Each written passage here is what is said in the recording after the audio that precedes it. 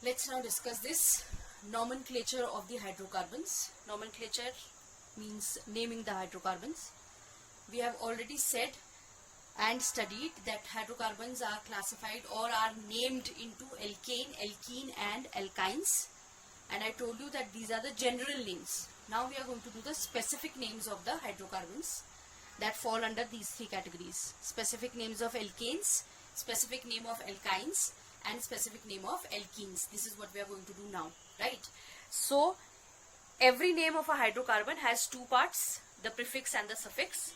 Prefix is what is in front and suffix is what is at the back, right? So these prefix and suffix, they have fixed numbers and names. The prefix is denoted by the number of the carbon atoms. Okay, that is going to give you the prefix part of the name. The number of carbon atoms, whether it has one carbon, whether it has 6 carbons, whether it has 4 carbons. There are names given to it which we'll discuss just now, and that is going to make the prefix part of the suffix part of the name of the hydrocarbon comes from the type of the bond that it has. Alright, bond we have already discussed. 3 types of bonds are there: single, double and triple bonds. So they have names, and accordingly the suffix part of the name of the hydrocarbon is put forth. So the prefix and the suffix, they have fixed names, and accordingly the specific name of the hydrocarbon is going to come, and quickly we are going to discuss this after this. Okay, we are discussing prefix first. Prefix, just now I have told you, comes from the number of the carbon atoms. So let's discuss the first 6 values. If the carbon atom is equal to 1 in the hydrocarbon, if there is only one atom of carbon, the name or the prefix that is given to it is meth. Right? These are fixed, you need to learn these. If 2 carbon atoms are there, then the name that it is given is eth. If 3 carbon atoms are there, the prefix becomes prop. If there are 4 carbon atoms, the prefix is but. If there are 5 carbon atoms, the prefix is going to be pent. If there are 6 carbon atoms, the prefix is hex. These are the prefix part of the name.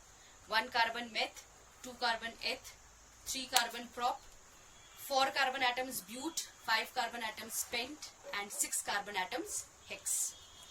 Now let's look at the suffix part of the name.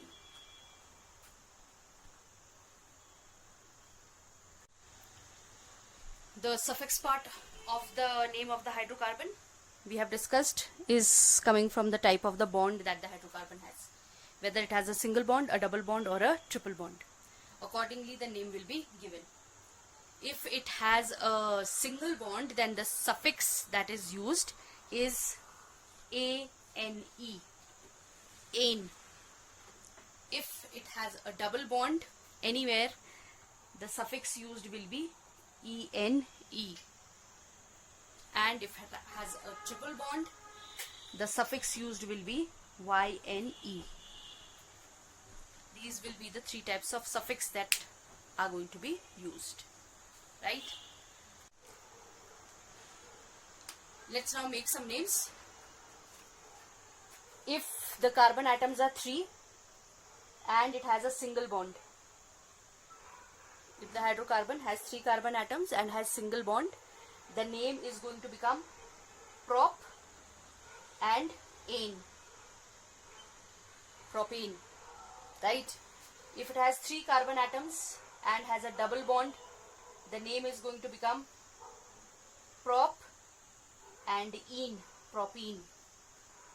If it has 3 carbon atoms and has a triple bond, the name is going to become prop and yne, propyne. Getting that? Let's do some more.